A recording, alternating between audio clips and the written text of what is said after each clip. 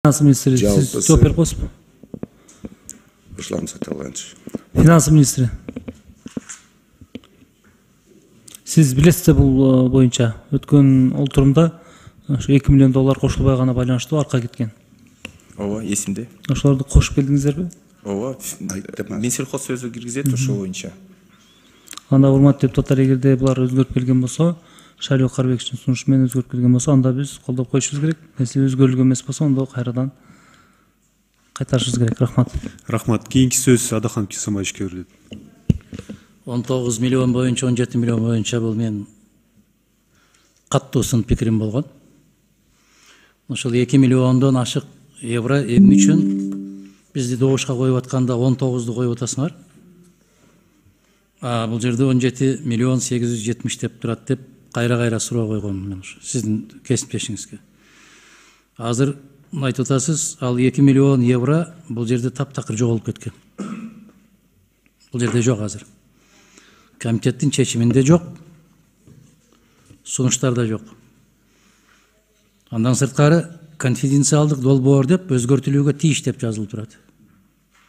Бул кандай болот? Ооба, бул кандай болот? Өзгөртүлүүгө тийиш. Азыр биз добуш бергенден кийин кандай кылып өзгөртөсүңөр сиздер? Биякта кесиптештерим бар. Жок, сиздер азыр туура маселе койду да. Сиз мындай өзүңүзгө албаңыз, баарына тийиштүү да. Ооба. Ушул суроолорго жооп бере албай аткандан кийин эмнеге чыгасыңар ушу трибунага? Анан ушул жерге чыгасыңар, бирөө суроо берген болсо, баланчы жооп берсин, түкүнчү жооп берсин деп гана диспетчер болуп турасыңар.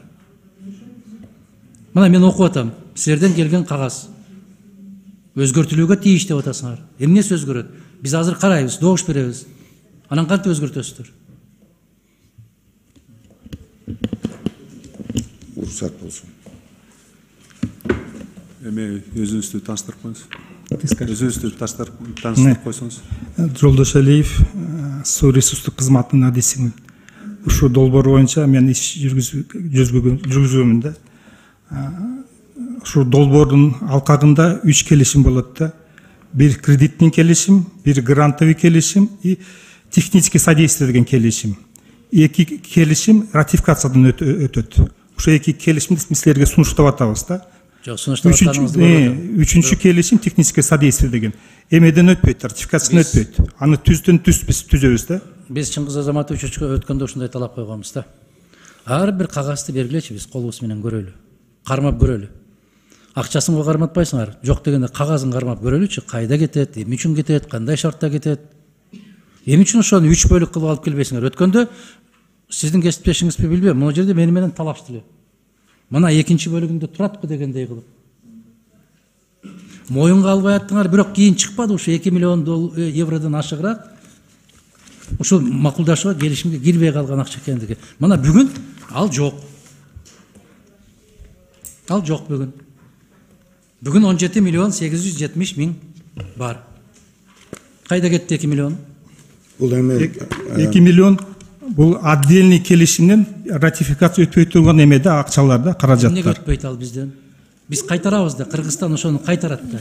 Кыргызстан кайтарат, грант бирок боюнча деп башында айтып кетпедим баяндаманы. 2 миллион 60 миң бул технический колдоого грант деп. Урматтуу туугандар, эгерде ошол 2 миллионду грант катарында Кыргызстан кабыл албаса, ошол 17 миллионду дагы бизге кредитке бермек эмес. Берүүнүн бирден бир милдети 2 миллион грант деп кичине сырды көрсөтүп коет, а бир жагында илмек бар да. Эми кимди алдайбыз? Биз деле ошондой тажрыйбалуу болуп калдык да. 90-жылдары Кыргызстанды алдаса болот эле. Кыргыздарды алдаса болот эле. Себеп эл аралык келишим түзгөн эмес өзүнчө. Баары башка жактан чечилип келген. Азыр биз өзүбүздүн кекиртегибизге өзүбүз илип атпайбызбы? Ошондуктан туугандар, дагы бир жолу айтам, жаман көрбөңүздөр. Мына жерде өткөндө 2 бөлөк кагаз дедиңиздер. Бүгүн 3 бөлөк кагаз болуп атат. Кандай болот бул? Качанга чейин ушундай болобуз биз? Эмнени жашырып атабыз? Шарттарын жашырабызбы? Же алган сумманы жашырабызбы? Ким жооп берет ушуга? мен жооп берейин. Биз эчтекени каткан жокпуз. Маалыматтын баарын силерге берилген. Бирок биз сизге эки эмени сунуштаганбыз да, кредиттин гранттын келишимдери. Бул именно ратификацияны өтө турган эмелер да, келишимдер. Үчүнчү келишим технический содействие деп коет. Бул банк өзгөчө отдельно берилет, акча эмеден ратификациядан өтпөйт. Анын шартын депутаттар таанышса болбойбу анын шартын? Эмне үчүн бербейсиңер? Беребиз. Качан? Мага жеке эмес, могу кагазда кошуп беришиңер керек да силер. Азыр кереги жок, расмий түрдө. Мага көрсөтүштүн кажети жок. Экинчиси, ким кантип жооп берет бул? Өзгөртүлүүгө тийиш дегенде эмне өзгөрөт? Ушул киши как раз. Ошо киши жооп берет. Жок, эми Эмне өзгөртүлүүгө тийиш? технические изменения какие требуются деп турупсуз.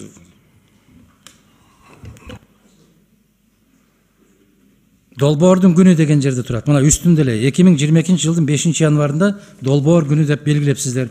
Бирок конфиденциалдык деп жазасыңар дагы, анан өзгөртүлүүгө тийиш дейсиздер. Өзгөртүлүүгө тийиш болгон документти эмне үчүн жогорку кеңешке киргизесиңер? Биротоло өзгөртүп бүтүп чекитти коюп анан алып келсеңиздер болбойбу? Бул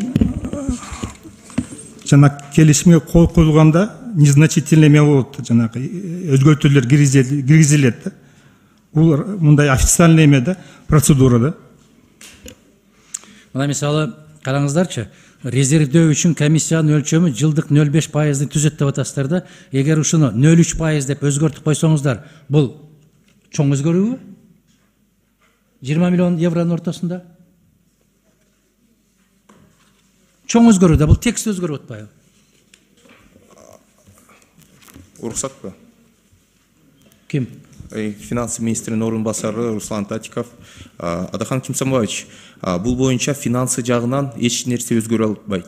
Себеп дегенде акчалар берилсе, баягы ченемдери баардыгы алар өзгөртө албайбыз. Бул баягы незначительного характера деп кээде жазылат, незначительного характера, не принципиального характера. Мындай немелерди финансы жагын эчтеке кыла албайбыз. 0,5-0,3кө эчтеке кыла албайбыз да. Руслан мырза, Америкада, штаттарда ушундай да. Бир штатта асып өлтүрүлөт, бир штатта электр столго отургузуп өлтүрөт. Значительная разница или незначительная? Я. Ошо значительная или незначительная? Как? Кандай дейсиз, Руслан мырза? Финансы жагынан эле жооп берейин. Жок, финансы ошол жерде дагы ушундай да. Кандай? Незначительная разница. Какая разница? Баары бир өлөт да. Не принципиального характера деп жазабыз. А там тоже не принципиального характера. Какая разница? Өлөт да. Ток менен урасыңбы же газ менен өлтүрөсүңбү? Мына ошондой. Могу жерде бизге момундай кагаз Чыңгыз Азаматович кирбеш керек, өзгөртүүлөргө тийиш деген маселени биз жол бербешибиз керек. Бизде так чекит коюлган кагаз келсе, ошону гана талкуулашыбыз керек, ошого гана добуш беришибиз керек. Анан бизден өткөрүп алгандан кийин незначительного характера деп эмнелерди гана өзгөртпөйт булар. Ошон үчүн каршылык. Бул эми бүгүн только подписанияга кайра келип туруп ратификацияга алып келебиз муну. Жо, мындай болот. Азыр ушу неме подписанияга кетип атат. Бул деген макулдашууга. Ушу макулдашууда азыр сүйлөшсөк болот. Анан незначительно, не принципиального характера деген баягы экономияга алып калса, андан ары жумшагуу деген ушундай да. Ой, башка баягы финансы жактарын алмаштырууга болбойт. Жарайт. Соңку мен ишендире албайм. Мына 3.05 бөлүмдү караңыздарчы, консультанттар деген жерге. Өткөндө биздин кесиптештер ушул маселени койгон. Консультанттарга акча төлөйсүңөрбү деди, жок деди. Ошондон улам чыккан 2 миллион евро. Мына 2 бөлүмүн караңызды. Гендердик теңчиликти илгерилетүү боюнча программанын консультанты дейт. Ойлонайын, канал казууда гендерге белеги барбы ал жерде? Суу чыгарууда кандай гендердик маселе бар? Бул не деген маселе бул? Же эркектер кетмен чапса, кумун аялдар ташып берет деп жазасыңар. Эмне кыласыңар?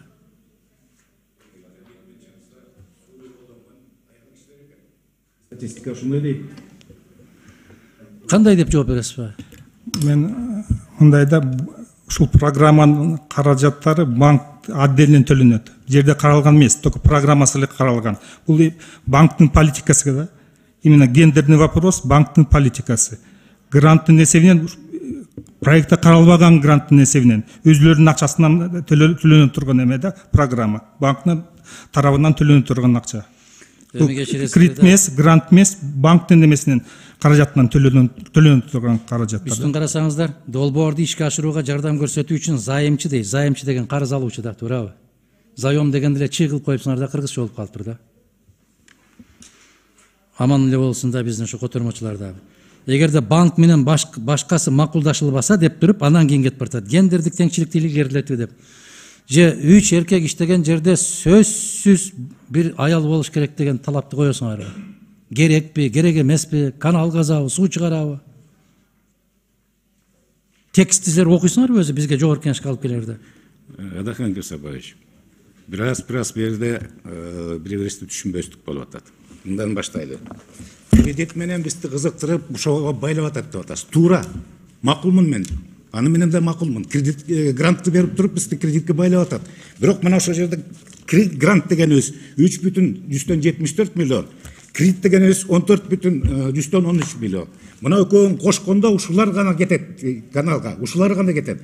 Тиги 2 миллион дегени ал ошол жанагы грант катарында банк өзүнүн акчасынан төлөйт да өзүңүз айткан жанагы гендердик маселе болобу, окружающий среда болобу, ошону жазышат. Ошону жазышат. Ал өзү пропаганда кылганы. Өзүңүздү тааныштырып коесуңуз. Сиз ким болосуз? Кечиресиз. Желебаев Абдыбай Шакирбаевич, суу ресурстар директорунун орун басары. Ал каерде жазылып турат ошондой сиз айткан сөз? Эмнеси? Ошо сиз айтып аткан эреже кайсы жерде жазылып турат? Мына грант деп Кайсы? турабы? Көрсөтүңүз. Биринчи кагазда грант, кредит деп турабы? Жок, сиз 2 миллион нар жактагы. Мурат Курманбеков сизби сиз? Я. Мурат. Жок. Мага урматтуу мырзалар, кагазды көрсөтүңүз. Мен кагазга ишенем. Ошондой болуп, ооз эки сөздөргө ишенип жүрүп отурган жерибиз ушул. Рахмат. Кийинки сөз Шайлыбек Карбековичке берилет.